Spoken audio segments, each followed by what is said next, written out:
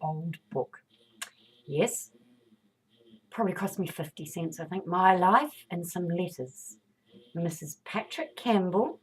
It is very, very, it's all falling off in tatters here.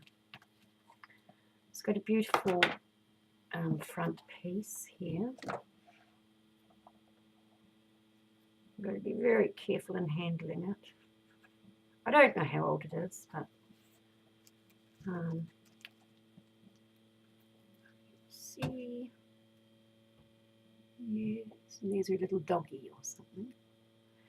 Of course, she was into the theatre. I don't know much about her, but apparently her name must have been the maiden Beatrice Stella Cornwallis West. And this book was published by London Hutchinson and Co. Paternoster Row. So,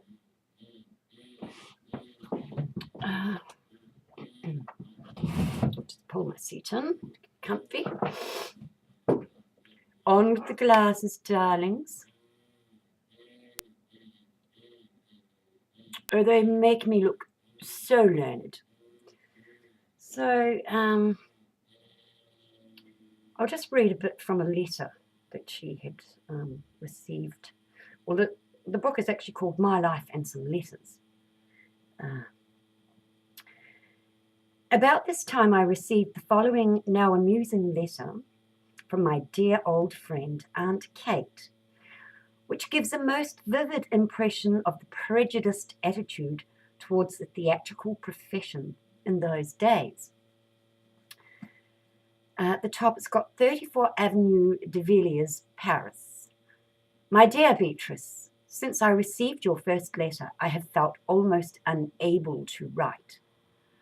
The shock it gave me I could never explain to you, nor would you understand it, nor did I quite realize before how dear you were to me. I should hardly have believed that losing you would after all have caused me such infinite pain.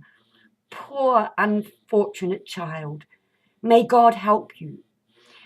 If, as you say, the die for evil is cast, I can only pray, as the only chance to save you, that you make too decided a failure ever to try again. Good God, how could you think I could write and wish you success? How thankful I feel that it was not whilst with me that you took the wrong turning. Mrs. Hogarth is a vulgar woman. Oh no, is a vulgar mind. She made, too, in one of her letters, observations which decided me about her.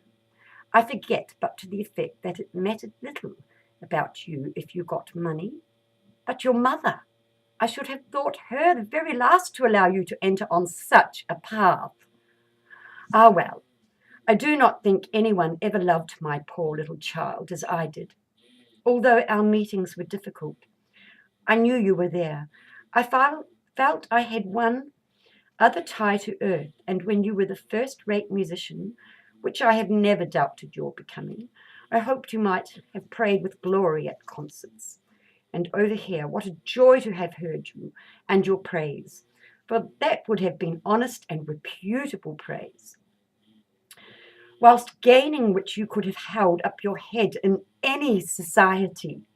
Oh, my poor Beatrice, you can form no idea. You have yet to learn the shame, the humiliation of seeing yourself despised by decent people. Decent people. Even the admiration of the mob will not make up for it to you. You have too much intelligence for that, and I had thought too much pride. I now see your reason for leaving me so many weeks without a letter. You would not hint at it till too late. And yet, of course, no remonstrance would ever stop you. How could they allow and encourage your first home attempts? How can a woman bid with pleasure farewell to her best and happiest heritage? Name, reputation, affection, to allow her every look and movement to be criticized by all the common jeering mouths and minds of the public? And this was once dear little Beatrice, the poor little girl who spent one happy year in Paris with her Aunt Kate. What a dream it will be to you in your future riotous life. In fact, I am wretched.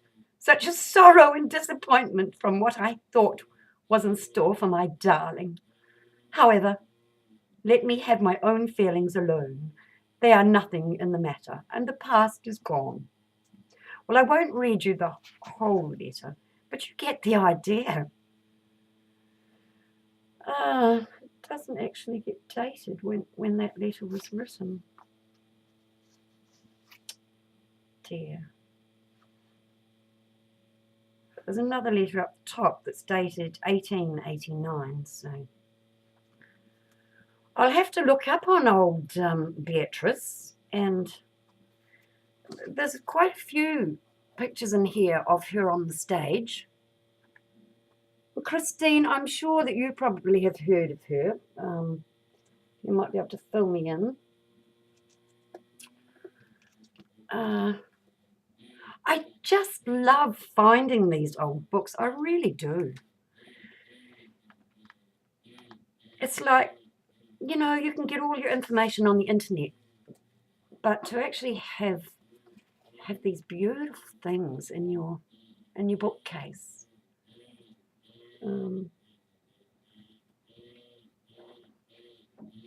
What does that say?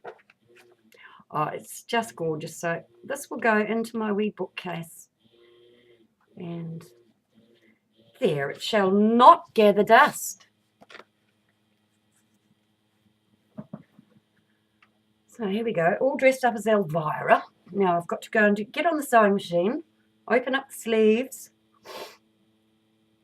and maybe I might even have something to eat.